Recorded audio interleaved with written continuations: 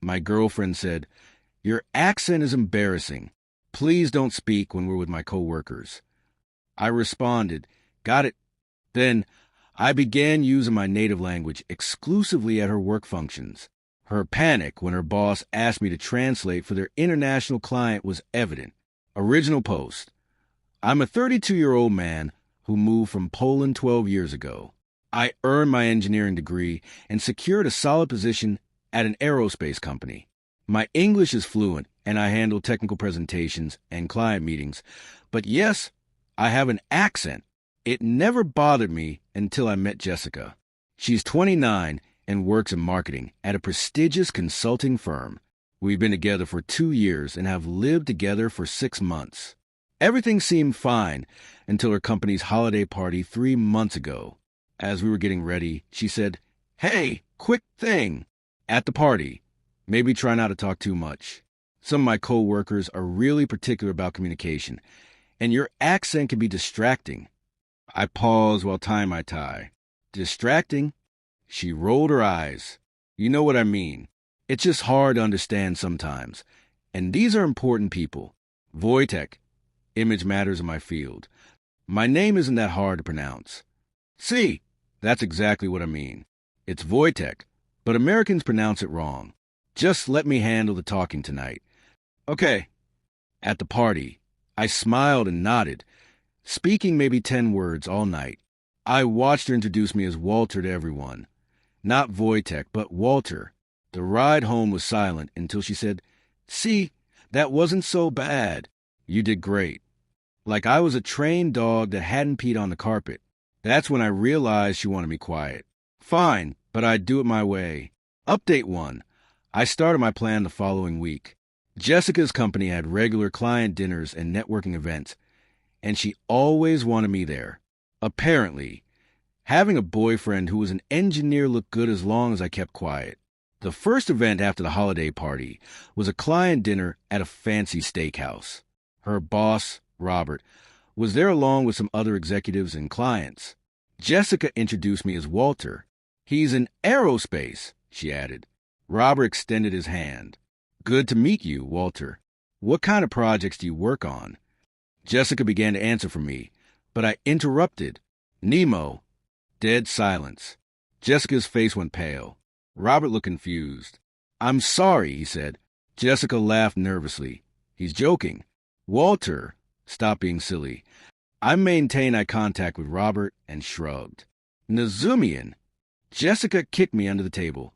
Hard. "He speaks English," she practically shouted. "He's just being ridiculous." I turned to her calmly in perfect English, but with my accent turned up. "You said my accent is embarrassing, that I shouldn't talk at your work events, so I'm not talking in English." Problem solved. The table went quiet. Robert cleared his throat. "Jessica, what's he referring to?" She scrambled. "It's a misunderstanding. We were joking about accents." "No joke," I said, then switched back to Polish. Moa Zamovia St. Justin. I spent the rest of dinner speaking only Polish, pointing at menu items, nodding, smiling, and using hand gestures. The clients looked baffled. Robert kept giving Jessica looks. She was sweating through her designer dress. Best steak I ever had. When we got home, she exploded. "What was that?" "I followed your instructions. No talking at work events."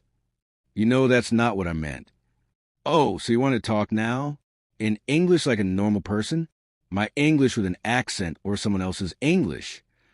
She threw a cushion at me. "You embarrass me in front of my boss." "Funny, that's exactly what you said my accent does, embarrassing, right?" She stormed off to the bedroom and slept on the couch that night. Worth it. Update 2. Jessica tried to fix things at work, but Robert wasn't buying it. He pulled her aside and later asked if everything was okay at home. Were we having relationship issues? Because that dinner was concerning. She begged me to stop. Even did the whole apology thing. "I'm sorry I said your accent was embarrassing. I didn't mean it." "Yes, you did." "Okay, fine. Sometimes it's hard to understand." "Is that what you want to hear?" "I want you to admit you're ashamed of where I come from." "That's not true." "I'm not ashamed. You're twisting things." "Am I Walter?" She flinched. Yeah, that one hit. Next event, a cocktail mixer with potential clients. More casual, but still significant. Jessica practically held my hand as we walked in. Please, she whispered, just this once, be normal. Define normal. Speak English. Be yourself. Myself has an accent. I don't care anymore. Just please don't speak Polish. I smiled. Okay. She looked relieved. Poor thing. The event was going fine. I was mingling, accent and all. Jessica began to relax. Then her colleague, Brittany, approached with someone. Jessica, this is Mr. Yamamoto from our Tokyo office. He's here for the merger discussions. Mr. Yamamoto bowed slightly. I bowed back. He started speaking to Jessica in rapid Japanese, clearly assuming she'd understand since she'd been bragging about her international deals. Jessica froze, panic in her eyes. Here's the thing. I speak Japanese, not fluently, but enough. I had worked with a Japanese team for 3 years on a satellite project. I never mentioned it to Jessica because, well, she never asked about my work beyond, how was your day? Mr. Yamamoto was asking about timeline expectations and if the contracts would be adjusted for currency fluctuations. Jessica was smiling and nodding like she understood. I stepped forward. Yamamoto sanimasu wari desu. His face lit up. We started chatting in Japanese. He asked about my work, and I explained the aerospace industry. We laughed about the difficulties of learning each other's languages. Jessica stared at me like I'd just grown a second head. Brittany was impressed. Jessica, I didn't know Walter spoke Japanese. It's Wojtek, I corrected, and Jessica didn't know either. Robert appeared out of nowhere. He'd been watching. You speak Japanese, Polish, English, German, and some Russian, but my English has an accent. I shrugged. He looked at Jessica. Really? Then he turned to me. Mr. Yamamoto asked me something about the merger. I translated for Robert. We ended up having a 3-way conversation, and it turned out some of the contract terms were being mistranslated by the official translator they'd hired. I caught several issues that would have cost them millions. Robert was ecstatic and offered me his business card. If you ever want to move into consulting, call me. Jessica? She was like a statue. The car ride home was silent until I said, You speak Japanese. Yep. Why didn't you tell me? You never asked. Too busy being embarrassed by my Polish accent to learn anything about my actual skills. That's not fair. Neither is being called Walter. Update 3. The Japanese thing changed everything at Jessica's work. Robert started requesting that I attend more events, not as Jessica's +1, but as an unofficial translator and technical consultant. I began getting emails directly from him. Jessica was furious. You're trying to sabotage my career. I'm literally helping your company close international deals by being myself, the person you're ashamed of. I'm not ashamed. I just wanted you to fit in. As Walter, the quiet American boyfriend with no accent. She couldn't deny it. Then came the nuclear option. Jessica's company was hosting a massive conference with international clients and investors, black tie formal.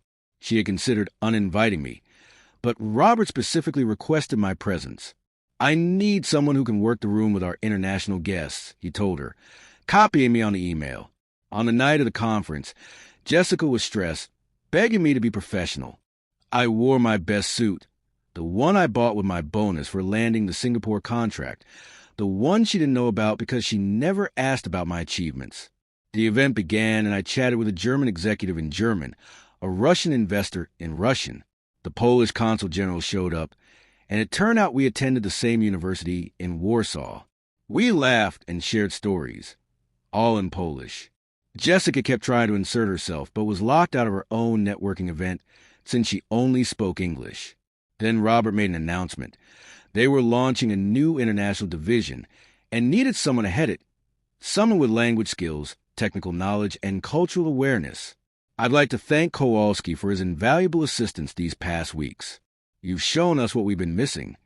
He raised his glass to me, and everyone applauded. Jessica looked like she might be sick. After the toast, Robert pulled me aside. That offer still stands. We need someone like you. Jessica overheard. You're trying to poach my boyfriend. I'm offering Wojtek an opportunity, one that values all his skills, not just the ones that fit a certain image. It was brutal. Robert knew exactly what he was doing. Update 4. That night, Jessica lost it. Full meltdown. You've ruined everything. Robert thinks I'm xenophobic. No, I just wanted you to communicate clearly. I communicate fine in 5 languages. You just don't like that one of them has an accent. This isn't about languages. It's about you purposely undermining me. This is about you being embarrassed of who I am, where I come from, my name, my voice, everything that makes me me. She started crying, angry tears, not sad ones. I gave you everything. I introduced you to my world. Your world where I had to be Walter, where I couldn't speak. That world. You don't understand how hard it is. Image matters. Perception matters. And the perception that I'm not good enough because I wasn't born here. You're twisting it. Then why did you introduce me as Walter? Silence. Why did you tell me not to talk? More silence. Why were you embarrassed by my accent? She exploded. Because it makes you sound stupid. Okay, is that what you want to hear? You're brilliant. But the second you open your mouth, people assume you're some fresh-off-the-boat immigrant who doesn't belong in our circles. I was protecting you. No, you were protecting yourself from the embarrassment of dating someone foreign. She grabbed her phone, called her mom.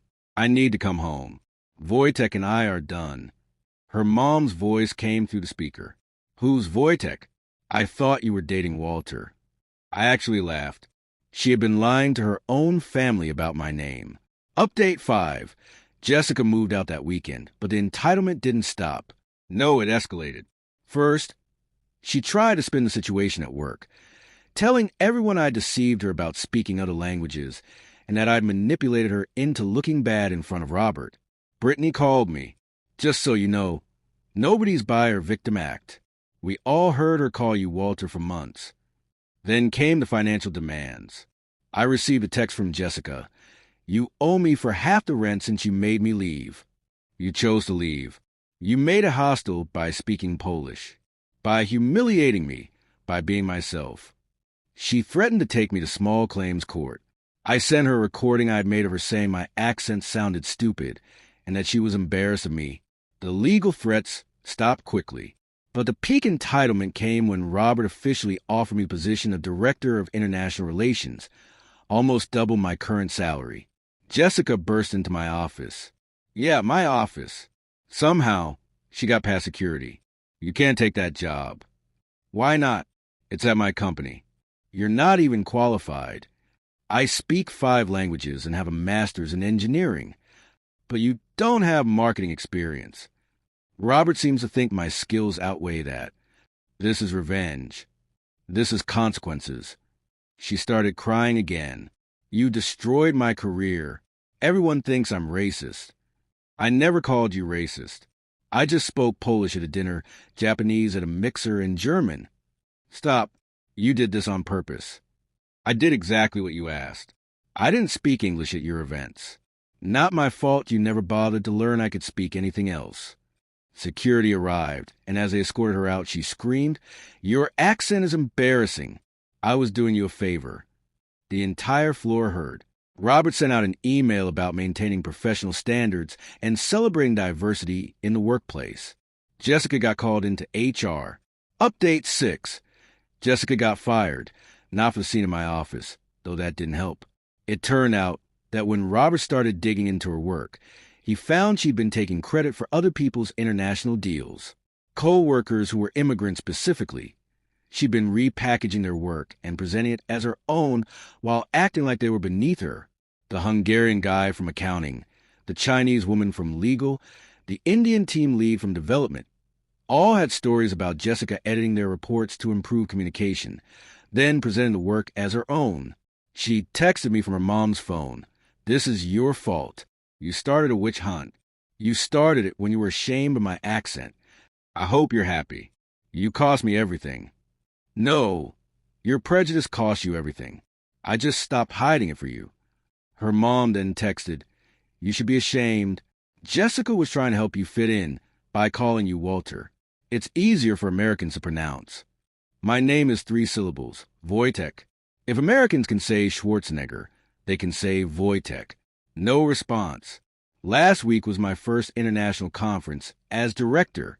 I gave a presentation on cross-cultural communication in global markets, in English with my accent, and received a standing ovation. Robert introduced me to everyone as Wojtek Kowalski, our secret weapon who speaks 5 languages and understands what it truly means to be international. The kicker? Jessica applied for a job at my old aerospace company. They called me for a reference. She's very concerned with image and communication. I said, particularly accents. She prefers people who sound American. They hired someone else. The someone else was from Romania and had an accent thicker than mine. Final update. It's been 3 months since Jessica got fired. I thought I was done with this story, but last week brought one final chapter. I was at a coffee shop.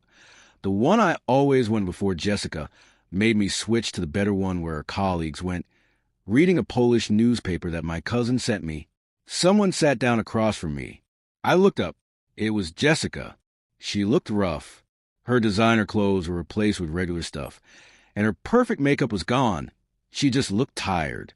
Hi, Wojtek. It was the first time she'd said my name correctly in months. Jessica, can we talk? We're talking. I mean, really talk. I've been in therapy. I almost laughed. Good for you. No, I mean it. I've been working through stuff about my dad. Your dad? He was Polish. I nearly spit out my coffee. What? 2nd generation. Changed his name from Kowalik to Kowal. Never taught me Polish. Never talked about the family back there. Said it was better to be fully American, that accents and foreign names would hold us back. I sat back, processing. So when I heard your accent, she continued, it was like hearing everything my dad ran from, everything he was ashamed of, and I guess I inherited that shame. That's not an excuse. I know. It's just context. Therapy helped me see it. And you're telling me this why? Because I owe you an apology, a real one. You were proud of who you are and where you come from. You speak 5 languages. And I acted like that made you less than, because deep down I thought it made me less than, because that's what my dad taught me. She pulled out a business card. I'm working at a translation service now, entry level. Ironic, right? Surrounded by accents all day. My boss is from Pakistan and has the thickest accent you've ever heard. Brilliant woman. Good for you. I'm learning Polish. Why? Because I want to understand a part of me my dad buried. The part he was so ashamed that he changed his name and forgot his language. She stood up to leave, then paused. For what it's worth, your accent isn't embarrassing. It's proof you're brave enough to leave everything you knew and build a life in another language. That's not stupid. That's incredible. Thanks. And that presentation you gave last month, I watched it online. You were amazing. The accent makes you sound distinguished, authoritative, real. She left. I sat there with my Polish newspaper, thinking about inherited shame and chosen pride. Later, I told Robert the story. He shook his head. Internalized xenophobia. See it all the time. People running from their roots, then punishing others for keeping theirs. Yeah, you know what the irony is? Robert said, I hired you because of your accent. What? It told me you bring a perspective we didn't have, that you understood adaptation without assimilation, that you could bridge worlds. An accent isn't a weakness, it's proof of range. My phone buzzed. A message from Jessica, Jane Aubrey. Still learning. Thank you for the wake-up call. I didn't respond. Some bridges, once burned, don't need rebuilding. But I did change one thing. I started teaching Polish on weekends. Free classes at the community center for kids whose parents want them to keep the language and for adults who lost to try and fit in. Last week, a teenage girl came up after class. Mr. K, my dad says my Polish accent makes my English sound weird. He says I should stop speaking it. What do you think? I think it makes me special, like I have a superpower. 2 voices instead of 1. Then keep both. Never let anyone make you choose. She smiled and ran off. Jessica was wrong. My accent isn't embarrassing. It's my story. Every rolled R and misplaced article is proof I was brave enough to learn, strong enough to leave, and stubborn enough to stay true to myself. And Walter? That guy never existed. I'm Wojtek Kowalski. I speak 5 languages, I have an accent, and I'm not quiet anymore.